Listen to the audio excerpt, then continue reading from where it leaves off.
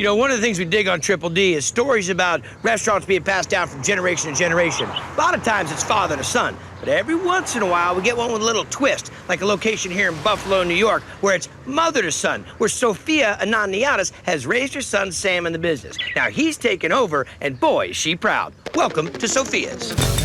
Open beef up. How proud are you? Very. He's my diamond in the sky. Here's the Sophia's omelet. How much you love your mom? Oh, a lot. Everybody at the counter. Oh, Mom, I know. Those are still coming. That chicken's done. And my mind's still, you know, you cook with love, and the people are going to love you like family. The food is awesome. They're almost ready now. All homemade and fresh. From serious breakfast Cinnamon apple walnut pancakes. There we go. to mom's Greek home cooking. We're good to go there. This is where you learn how to cook. Yeah, I've been here all my life. They're coming up next. Helping out mom till 6 years ago when he took over. There's that. I do everything here. You heard him, everything. So you guys make your own bread? Yeah. I didn't know what bread was supposed to taste like until I came to Sophia's. What kind of bread is it? It's just a traditional white bread. Give me the rundown, brother. We'll add some salt. You're not measuring it? No, it's all high. Baking's supposed to be a precise act, brother. Yeah, well, when you cook with love, you know, you always add a little more sugar than salt. All right, there we go. There's that. Little yeast? Little yeast. Seriously, you're gonna eyeball this whole thing? Oh, yeah. You add the water, and then we're gonna start adding flour. Did we at least measure this? No, we usually tell the consistency when it stops sticking to the bowl. That's how your mom taught you how to make it. Pretty much, yeah. That's real bacon, man. Yeah, we're gonna need to add a little bit more. It's a little soupy? Yeah. Is this starting to look right? Yeah, it's starting to look a lot better. We're ready to get it out the bowl. We set it right up on top. Tie it up, let the heat rise it, and So we'll let this proof. Oh, this thing looks like balloon ready to pop. We'll take this off. We'll just pull enough out. Start off with one pan. Gonna flour a little bit. You're just rolling it into itself? Yeah, I mean, folding very it over. slightly kneading it. You don't want to overwork the dough. No. Then the yeast might just get destroyed, you know? Here we go. We gotta oil our pans so the bread don't stick at all. Pop it in there. 2 loaves in 1 pan? Yeah. Look at that. That's beautiful. Let it rise. So now we're up. We're puffy. We're looking good. Oven set at some temperature. Yeah, hot enough. We'll just pop it in. Half hour, 40 minutes. And that's it. Done? Yeah, we're ready to rock and roll. Here we go. It's the finished loaf. So how long are we gonna let it rest? We can cut that right now. You get the freshest of the fresh bread. Cut They're it. going. Still hot. You know? Oh, did you see that? Steam just awes everybody. Oh, You gotta be real careful. that's awesome. Yeah? I mean, it was just, I want to be here every day when that happens. Slice me off a piece of this. All right. There we go. Can you smell that? Look at that. No drawn butter. We want the real thing. Look how thick the crust is. Did you understand that in Breadinese? Yeah. Oh, bread's fantastic. It's the best bread in town, just for sure. It's the best. And a heck of a base for their signature sandwiches. Open-faced steak. Oh, it's heaven. And this Buffalo favorite. The cut fried bologna onions on there. That hit it. Everybody has kind of like a combination. Fried bologna and onions. You had me there. Good to go? Homemade bread, grilled onions, and about 400 pounds of bologna. Yes. Stack it up real high and a little higher. That's ridiculous. Yeah. Put it right on top. Mustard on here, and that's it. You guys want to come down and help me eat this? Here we go. Great. Bread's money. It's crunchy. It's like you put breading on the outside of the bread. You're taking something simple comfort food like bologna, fat cooks to get some of the caramelization and The onions. And yeah. I like it, man. put the omelets. Everything here is made from scratch. There's that. It's all about having a good meal. And it's all set. Just make it like you're supposed to be. And that's what you've taught Sam. So that's almost ready. And no matter what, I'm gonna make it right. Pick up on the first chicken, please. Just the way Mom taught him. Special Greek dishes. Here's the fried bologna and onions by itself with home fries. And the reason I come back is because there's love in the food. 2 open beefs. I love it. I can tell you do. What do you want me to do? Tell me. Just cut some pitas. Serve with love. It's all right. Well, this place is like full of it. I'm gonna give them more on the side, tell them. We meet a lot of 27-year-old dudes across this country that are really good cooks, great chefs. You got something else going, man. Yeah, thank you, man. I appreciate You're a it. gem, man. Nice to meet you, appreciate man. it, brother. Awesome. So I'm here in Cleveland with my good buddy, Chef Mark Murphy. Hey, Murph, if I could offer you scratch-made, handmade ice cream or scratch-made, handmade ramen, which would you prefer? Well, it's cold out. I'd go for the ramen. What if I could offer you both? In the same restaurant? I'd call you crazy. Well, call me crazy. Let's call this place Mason's Creamery. We're gonna need a brie, strawberry ice cream, and a tonkatsu ramen. How long have you folks been coming here? Years. I consider myself a big fan. Is your hoisting duck ramen? They just put so much effort and love into making every dish. And it really did start with love between owners Helen Chin and Jesse Mason. Jesse and I met in LA, started dating. I started dragging him to ice cream places, and one day he was like, I'm gonna cut out the middleman, get her an ice cream maker. Were you guys cooks, chefs at the time? No, I work in real estate and I worked for a company. We built TV sets and then theme park ride theatrical elements. Well, this is a natural transition. Yeah, that's what I was gonna say. Raclette ramen up. So raclette is like this big brick of cheese, and they put fire to it, and it gets all melty and gooey inside the ramen. It's really good. You know, it's warm and it's got a really rich flavor to it. Well, let's get into What's happening? All right, so this is gonna be a char siu, which is a traditional Japanese and or Chinese dish. You start with skin on pork belly, garlic, Just a little bit, huh? Yeah, just a touch. some ginger, sugar. Okay. Roll this up and then truss up the char siu. Braising liquid will be Soy sauce, mirin, Japanese cooking wine. Yeah. and then water. Toss it in the oven, 375 degrees, 2 hours on one side, flip it, another 2 hours, pull it out, toss that into the walk-in, and then we can cut it up. All right, chef. What are we working on? All right, we're gonna be working on the broths. Charred garlic, ginger, and onions. Toss in some water. You toss the water in or pour it in? It's a hybrid, really. Okay. Okay. Oh, that was the Want toss. that toss? Okay. The char siu burnt ends, chicken feet, and the pig's feet. How long is that gonna cook for? 6 hours. We're gonna strain it off and then add mushroom salt. Sesame oil, light Korean soy sauce, white pepper, and the cream cheese. And that's gonna take it from the tonkatsu broth into our raclette broth. Take us to Flavor Town, brother. All right, sprinkle this with the sugar salt mixture, torch that. Now we're gonna melt our raclette cheese. You have a raclette machine. Put that under the broiler. Noodles in, corn, pickled daikon radish, and the char siu. These are soy marinated eggs. Okay, broth's going down. I love raclette. I do too, but do you like it in ramen? I've never had it. I think this guy's losing his noodle. All right, you guys ready for the cheese? And that is our raclette ramen. That's outstanding. Not good, not great, outstanding. It's silky. The addition of the cream cheese is genius, and it works in tandem with the funk of the raclette. I can really taste the caramelization on the pork. It's not supposed to work, but once you have one bite of it, you're like, of course that works. It's completely crazy, but yeah, it's great. You have the discipline and you have the techniques and you have the, I'm sorry, I don't know if you can hear me over the slurping that's happening over my friend over here who's never had a meal. One more piece of cheese. I don't want to leave it behind. Next level, dude. Dude, thank you very much. got the raclette ramen for you. The cheese is nice and soft. A little bit of crispiness on it. Goes great with the broth, with the noodles. It's fantastic. Whenever I want to impress someone or I have someone visiting from out of town, I always bring them here. Well, when he told me we were coming to a place and having ice cream and ramen, and I thought You called me crazy. I thought we were going to 2 different restaurants. You definitely are a visionary. You've taken something and gone to another level with it. Congratulations. Wonderful job. So I'm here in Duluth, Minnesota at the DeWitt Sites Marketplace, where I hear there's a dude inside that is curing it, brining it, and smoking it. My quest may be over at Northern Water Smokehouse. Salamini basket. The smoked meat, cured and salted here. Best in town. Smokehouse sampler platter. It's good. It's perfect. The bad boy of the Vikings, Steve Hutchison and his wife, Landon. I don't have a salad body. I know my meats, and this is good stuff. This is the Lanzino, the pork loin prosciutto, the Spanish-style chorizo. Am I in heaven?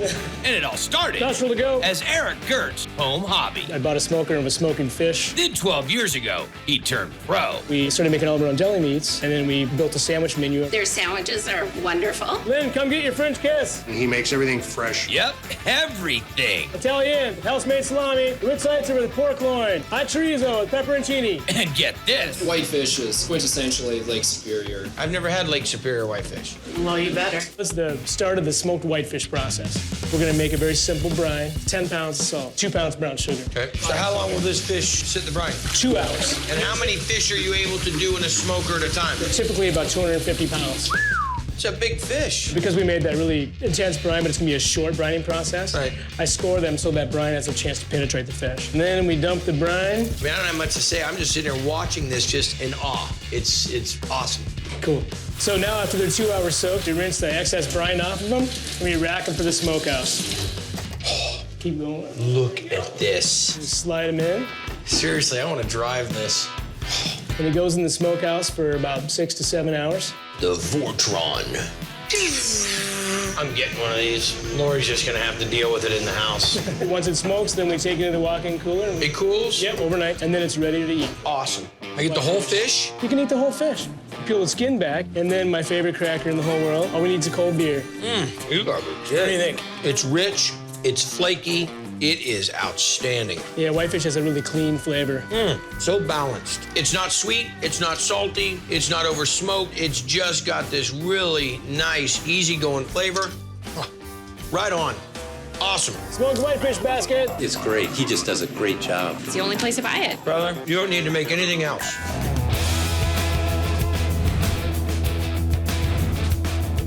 You know, when I say old school diner, I know you think it's gotta be in New Jersey. Well, this joint, it's 80 years old, and guess what? It's not in New Jersey. Matter of fact, it's not even in the United States. It's here in Toronto, Canada. This is the Lakeview Restaurant.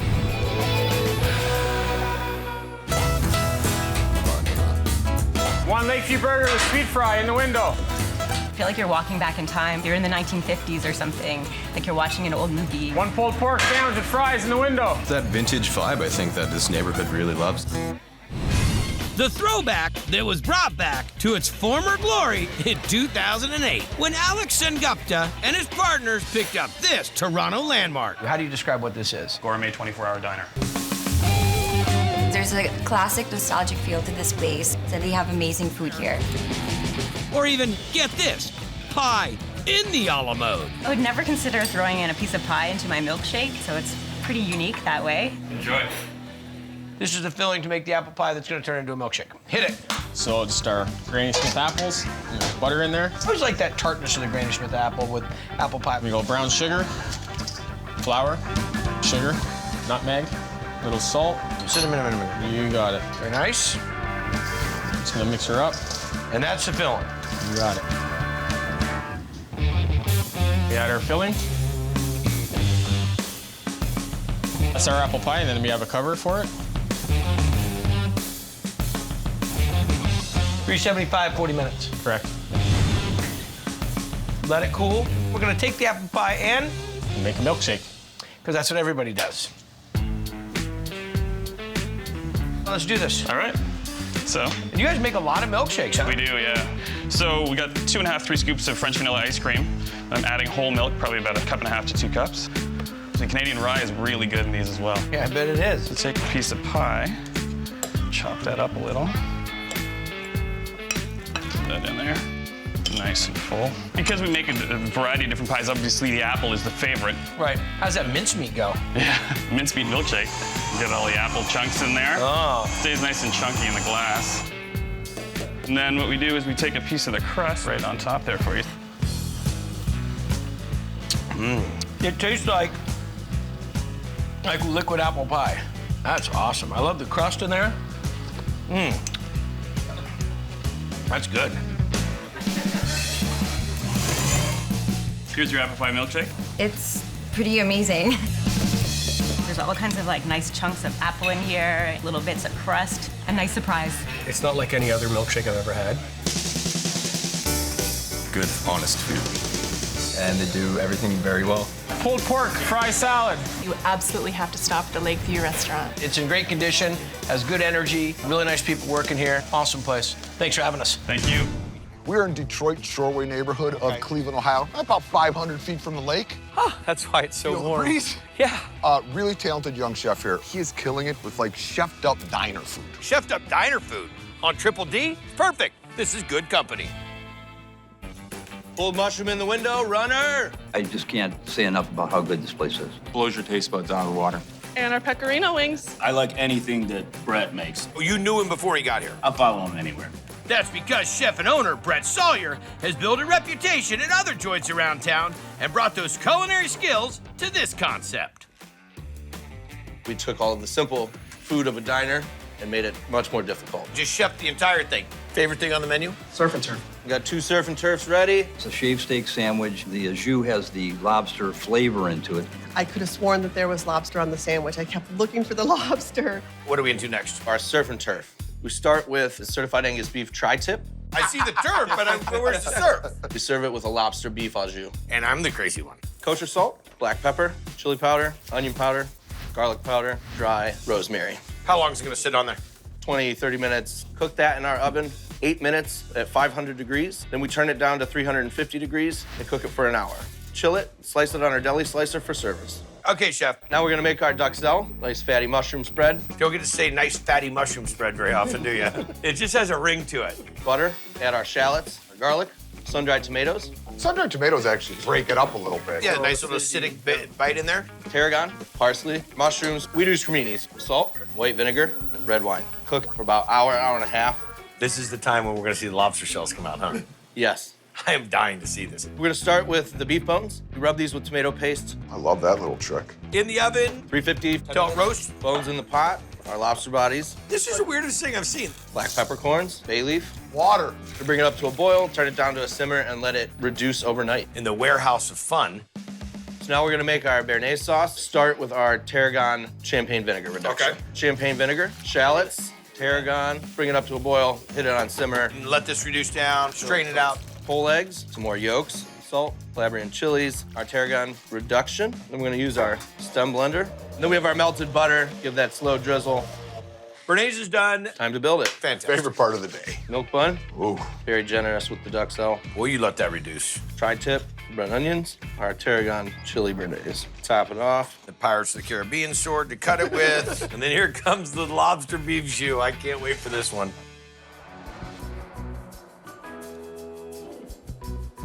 Whoa. The sandwich is spectacular By before itself. you dip it. Right. The beef flavors through the roof. Right. That is crazy. The lobster really comes out. I cannot believe how much lobster flavor's in there. It is full-on surf and turf. One of the most whacked out thing I've ever seen on Triple D. Amen, dude. Yeah, Thanks, two Jeff. for two, brother. I'm here in Duluth, Minnesota, about 9 blocks off of Lake Superior, to check out a joint that's a restaurant collaboration between, get this, a coffee shop bookstore owner from Duluth and a chef from Texas. And what they wanted was a farm-to-table, sustainable food restaurant. The only question is, what were they gonna name it? So they came up with 3 names. This is Karen's Marketplace at Sarah's Table, Chester Creek Cafe. Brisket sandwich in the window. Hello, this is at Sarah's Table at Chester Creek Cafe. The name of this building is Terrence Marketplace. And owners Carla Bloomberg Order up. and Barb Newberg There's the coffee. each had their own name in We mind. couldn't agree on the name. Yeah, we couldn't agree on it. So we'll just add more name to it. Luckily, they could agree on how to do the cooking. Poached Lake Superior Whitefish. They use as much local produce as possible. I got my veggies for a hippie.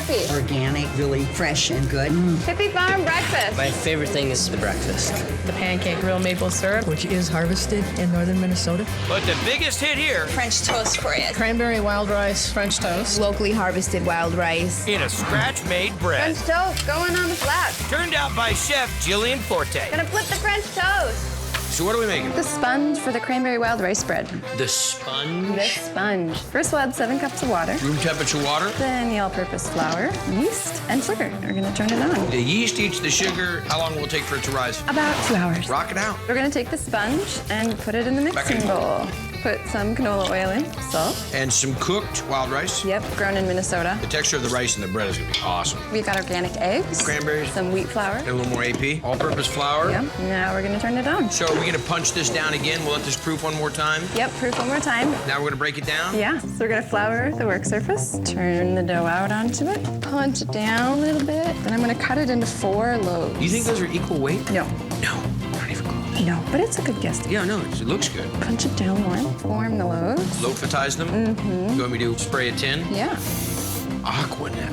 Okay, throw it down on its seam. Yep. Now, are these gonna proof up again? They will. So we're gonna fill the pan, proof up again, Spray the loaves with butter. and it'll bake at 45 minutes at 350? Mm-hmm. What's our next step? Now we're gonna make beer syrup. Beer syrup. We're gonna start with brown sugar. Whoa. Corn syrup, oatmeal beer. Local beer? It is, Lake Superior Brewing Company. Dig it. Let it simmer for 15 minutes, then I'll whisk in some cinnamon. The cinnamon. Oh, yeah, now. All this for French toast. All this. We like everything to come out perfect. Okay, so now we make the French toast and we get to start eating. Yes. Ooh, look at that. It's cooled down a little bit. Do you make anything else with it? No, just French toast. Wow, get out of here. It just tastes great as it is. The rice, the cranberry, the sweetness, tanginess that's coming out of that. But we're gonna make French toast with it. French toast. The batter is egg, half and half, cinnamon, powdered sugar, vanilla, and a little bit of nutmeg. See that little dance move? Good to go? Mm-hmm. All right. And beer syrup. And the super syrup. Mm-hmm. I dig it. Let's roll. All right. The wheat flour, the rice, the cranberry, the great crust on the bread gives that real backbone. And the beer syrup, I pour that in your hand. Really nice, done the right way with the freshest ingredients. Dynamite. French toast in the window. Hello. While this is a great sweet flavor, it tastes like a good hearty meal. Love it. The bread is out of bounds. I'm here in Detroit, Michigan, right across the street from the Eastern Market, to check out a pizza joint where the owner got his inspiration from a little village that his father grew up in Italy. He got so much inspiration from it that he named the joint after it. This is Sapino's Pizzeria. Margarita going out? Sapino's just the best pizza anywhere around here. Large Sapino coming out. But not New York pizza, Italian pizza. What makes the pizza so good? The ingredients. Everything's great. Dave's excellent at making pizzas. Large verdure fungi coming out. That'd be Dave Mancini, who chucked his own medical career out the window in 2008 to open his own pizza joint. Where did you become the dough aficionado? Well, it was actually Sapino's, the name of my father's hometown, Italy. I went back there, had some amazing pizza. You were the tallest person in the village. By a long shot. I was inspired by that pizza. I thought it was amazing. Over the years, I developed the crust on my little KitchenAid mixer on my countertop. I used to mix a batch of dough almost every day for about 7 years straight, just trying to get at what I really wanted. You ate pizza 7 years in a row? My friends and relatives benefited from it as well. All right, so let's make some dough. I'm gonna start by putting the dry mix into the 60-quart whole bar here. What kind of flour are we using? We're using bread flour. Nice elasticity. So now you're not a 00 guy? I'm not a 00 guy. This is not Neapolitan. It's more like an East Coast American style. It borrows a little bit from the Italian styles too. A little bit of yeast. Dry active yeast. And now I'm gonna make my wet mix, water, salt. And the oil is gonna go in the water here too? Yes, sir. And we're just gonna add this. And when will you use it? Tomorrow. So you at least give it a 24-hour rest. You do a 24-hour. Really develop some of that yeast flavor, but we'll use some of the dough that you made yesterday. Absolutely. Twice a week, Dave hits the Eastern Market across the street for the freshest ingredients. Thanks a lot, guys. But the key topping for one of his most popular pies, Large city wing thing going out. comes from one of his buddies. It's a smoked turkey. Delicious. Dave and the City Wing guy collaborated on this. Here's the city wing thing. Now, are you really a City Wings dude, or did you just get the hat? It's my spot. That's your spot. You're the dude. Yes, sir. Nice. Nice. Brian smoked turkey legs. Yes, sir. We're gonna make some braised turkey legs for the City Wing Thing pizza. Oh, see it every day. Yeah, I'm not a big fan of chicken breast on pizza, and I've been looking for a poultry product. Throw the smoked turkey legs in here. We got some quartered red onions, Frank's Red Hot sauce. Oh, so we are going after a real chicken wing A flavor. little bit of a tang. Sugar. Now we're gonna cover this with water. I've got garlic cloves, slightly more for flavor. So how long are we gonna let it go for? This is gonna go for about 2.5 hours. They're the bomb. That's tasty. The turkey leg and the thigh, they have such rich flavor. Yeah, and we want a little texture there. We don't want to. Yeah, you don't want to turn it into mush. But we want some toothness to the meat. Toothness. Toothiness. Toothiness. Toothsome. Yeah, toothsome. Just 220, 221, whatever it takes. Wow. This is really where we're gonna separate the men from the boys. I like the method so far. Building the edge. That's it. That's it. Cheese, and we're gonna put sauce on top. We're trying to keep that crust nice and crispy, so putting the sauce on top keeps the texture. And a little Gouda. Smoked Gouda. Fresh cubed mozzarella over top of that. Roasted garlic, cherry peppers, and we're gonna finish with that turkey we braised earlier. That's all she wrote. That is all she wrote. she And what temperature are you running that oven at? This oven's going 670. You've got brick lining the top, the bottom, the sides. There's all kinds of thermal mass in there. This does not get cold. I can open and close this oven all day long. That's something you hear every day, but today on Triple D, you've learned about thermal mass. With that kind of heat, the pie bakes for about 6 minutes, with a spin midway for an even cook on the crust. Look at that! Enough of the tomfoolery. Set up and ready to eat. Let me try to explain things to you as I shove my face with it, because you can tell I don't like it. It's definitely light and crispy. Cross between probably an American style and Neapolitan style. I give you an A in the dough, man. A nice blend between cheese and sauce. A little bit of spice from the vinegar of the sweet peppers, creaminess of the garlic. Well, bravo. It's not Thanksgiving turkey that someone carved from the table. It's smoky, it's absolutely delicious, and it pairs excellent with those peppers that are on there. Large Spino ready to go out. Dave is an absolutely fearless chef when it comes to making pizza. I don't have a favorite. I never order a pizza. I always come in here and say, Dave, surprise me. Do you think this is some of the best pizza in town? It's definitely the best pizza in town. Really wanted to make sure it was something special, something set us off apart a little bit. You gotta come down here and try this pizza. Well done, brother. Really well done. At DMK Burger Bar in Chicago. Lamb burger and cheddar fry. I mean, this could be a fine dining restaurant. It's a real burger place. Head chef Michael Cornick is cranking out real deal burgers and homemade sides like a truffle aioli for the fries. Let's get this going. Truffle aioli. A couple of egg yolks and get this emulsion running with just a little bit of the lemon juice. And then we're gonna start with virgin olive oil. So how often are you doing the... Well, we do a big batch once every 3 days. By hand? Yeah, but we've got a lot of guys. Now we're gonna add the white truffle oil. You'll smell it as soon as it hits the bowl. Look good? That's pretty close. A little salt. Yep. Add pepper. Some lemon in that. Yeah, a little bit. Aioli's done. Time to do the fries. Give me the rundown. We're gonna start with some Idaho russet potatoes, and we're having them well aged by our vendor. Interesting. We're looking for a potato that's been aged, 3 or 4 months at least. Because we know when we don't have that, we end up getting fries that cook too fast, brown up too fast, because you're burning the sugars, and the fry's not really cooked, and it doesn't work. We put them in a French fry cutter, 3/8 inch cut. We wash them, then we drain them. So 3 different fryers. We're blanching them in beef fat. Down at 250, and how long will they go? They'll go about 4 minutes or so. The fries are blanched. Let them hang out on the tray. And then they're finished in beef fat. 3 minutes or so. But you got to be delicate with them, because when they're this soft, they can break into a lot of little pieces. And no sitting there stirring them with tongs. Right. Take them until they're nice and golden brown. And then as soon as they go in the bowl while they're still a little bit wet, we want to season them up with salt, pepper, a little bit of Parmesan cheese. I like it. A little bit of parsley for color. And they go on a large plate. And serve with the truffle cream. Crunchy exterior, tender, such a richness. More importantly to me than anything, skin on. See, I like pepper on my fries too. The aioli, nice, it melts right into the fries. I mean, real deal, man, real deal. You're gonna have a gourmet burger joint, you better serve up a gourmet fry. Right? Excellent. Truffle fry up. Great fries. Great fries. Here are the Parmesan truffle cream fries. They're crispy, but they're soft in the middle. Real potato taste. Truffle is delicious. The cream is kind of sweet, and with the cheese on top of the fries, it's kind of tangy. It's just a very rich taste. It's delicious. 2 salmon burgers going in the window. Everything is really well done here. This is the number 5 bison burger. I come here probably 3 times a week. It's the best. It's the best in town. You're getting food that's prepared here. Real deal, handmade by people that you know. Right. I gotta tell you something. You're a phenomenal chef, a great entrepreneur, and one fun cat to cook with. Thanks so much. Thanks for having me.